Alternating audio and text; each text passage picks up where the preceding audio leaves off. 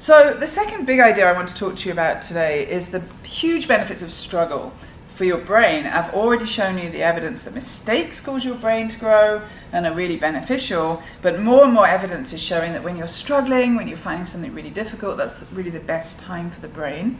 And there's a really interesting study that was done and written up in this book, which is called The Talent Code. Greatness isn't born, it's grown. Here's how. Where the author goes to find people that he says display amazing talent. He goes to the top of the people studying music, sport, soccer, and maths and school subjects also. And what he shows that these people who achieve this amazing great talent, and actually they go to Brazil to look at the soccer training there, they find that the people who are at the very top engage in a special kind of practice that really accelerates their learning. And what does this special kind of practice look like? It's, as he says, it's about pushing yourself at the edge of your understanding, making a mistake, going forward, correcting it, going forward, making a mistake again, correcting it, going forward, always pushing at the edge of your understanding, being really challenged. Those are the very best times that accelerate learning and brain growth. Another scientist recently found something a little bit similar. He shows that they show that every time you retrieve something from your brain, like when you're asked a question and you come up with an answer, it changes that information in your brain, makes it more readily accessible later. And the very best way to prepare for any kind of test or anything else is to keep testing yourself, keep having to come up with ideas, not just reading through things. And again, it's what he calls desirable difficulties. All of these neuroscientists are talking about difficulties and challenge and how good they are for the brain.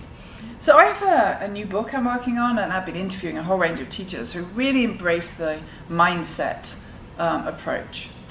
And one of them I know really understands the important ways to integrate mindset ideas into teaching, because she really values the times when students struggle and really encourage them in those times. Her name is Jennifer Schaefer, and she told me that the first of all, when she was encouraging struggle, she shared with students this staircase. And she said, this is the staircase of struggle, and you have to get onto the steps. And she tells them this, you don't have to be that cocky guy at the top, but you don't want to be this person at the bottom either. You've got to get on the steps of struggle. It's really important. And this is a post-it note that they have all around the room.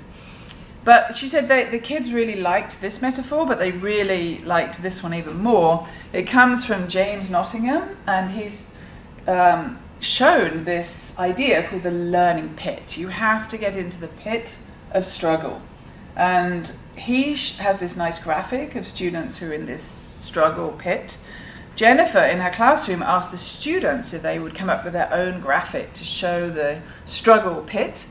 And they came up with a lovely diagram they made themselves, and you can see when they're going into the pit, they've got things like, I'm so confused, I'm not good, I don't get it, this is so hard. And then as they're coming out of the pit, they're saying, oh, it's getting easier, I'm getting it. And Jennifer says to the students, I could help you jump over the pit, so you don't go into that pit of struggle. But I don't want to do that, because the struggle is so important for your brain. It's really good to get into the pit and embrace that struggle. And she said her students say to her, Miss Schaefer, I'm really in the pit.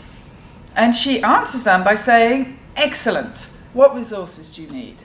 So she doesn't structure the work for them, she doesn't make it easier, she celebrates that time when they're struggling, which is really great.